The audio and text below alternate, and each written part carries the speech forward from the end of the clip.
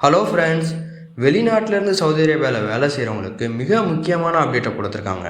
இந்த அப்டேட்னால் ஒவ்வொருவருக்கும் வேலை, சம்பளம், வீசா இதிலெல்லாம் மாற்றம் வரப்போகுது. இந்த அப்டேட் யாருக்கு, இந்த அப்டேட் எதனால் கொண்டு வந்தாங்க, இந்த அப்டேட்னால் பாதிக்கப்பட போகுது யார், எல்லாத்தையுமே இந்த வீடியோவில் தெளிவாக சொல்லியிருக்கேன். அதனால் இந்த வீடியோவை ஸ்டார்ட்லேருந்து எண்டு வரைக்கும் ஸ்கிப் பண்ணாமல் பாருங்கள். சவுதி அரேபியா விசின் 2030 திட்டத்தின் கீழே ஸ்கில் பேஸ்டு ஒர்க் பெர்மிட் என்ற சிஸ்டத்தை கொண்டு வராங்க. முன்பெல்லாம் எல்லா தொழிலாளர்களுக்கும் ஒரே ஒர்க் பெர்மிட் தான் இருந்தது.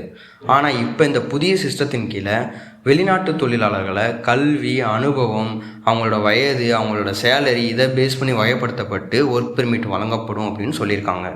இந்த சிஸ்டத்தை ஏன் கொண்டு வந்தாங்கன்னா, இந்த சிஸ்டத்தோட முக்கியமான நோக்கமே திறமையான வெளிநாட்டவர்கள்லாம் இங்கே வச்சுக்கிட்டு சாதாரண வேலையில் உள்ளூர் சவுதி ஆள்களுக்கு கொடுக்கணும் அப்படின்றதான் இந்த திட்டத்தோட நோக்கமே. இந்த புதிய சிஸ்டம் வெளிநாட்டிலேருந்து வேலை செய்கிறவங்கள 3 வகையாக பிரிக்கும்.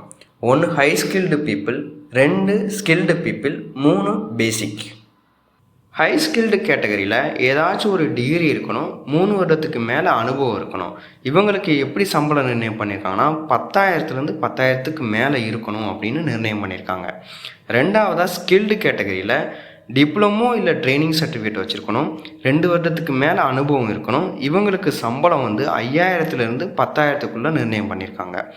பேசிக் கேட்டகரிக்கு கல்வி அண்ட் அனுபவம் குறைவாக இருந்துச்சுன்னா சம்பளம் 5,000க்கும் குறைவாக தான் இருக்கும்னு நிர்ணயம் பண்ணியிருக்காங்க. இந்த கேட்டகரிக்கு உங்கள் ஒர்க் பெர்மிட் இந்த 3 கேட்டகரியில் எந்த கேட்டகரியில் இருக்குன்றத HRST மூலமாக கிளாஸிஃபிகேஷன் பண்ணிக்கலாம்.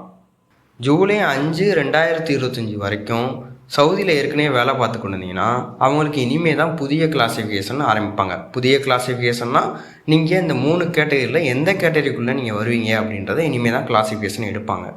இனிமேல் புதுசாக சவுதி அரேபியாவுக்கு வேலைக்கு வர்றீங்க அப்படின்னா உங்களுக்கான visa and work permit and சம்பளம் எல்லாமே புதிய கிளாஸிஃபிகேஷன் தான் வரும். அதாவது இந்த சிஸ்டம் மூலம் தான் உங்களுக்கு நிர்ணயம் பண்ணப்படும்.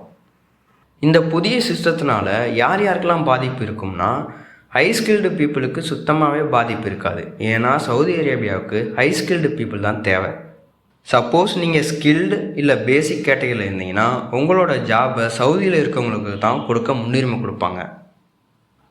பேசிக் கேட்டகரியில் இருந்தால் ஃப்யூச்சரில் ரினியூவல் பண்ணும்போது புதிய கிளாஸிஃபிகேஷனில் தான் உங்களுக்கு ரினியூவலே பண்ணுவாங்க.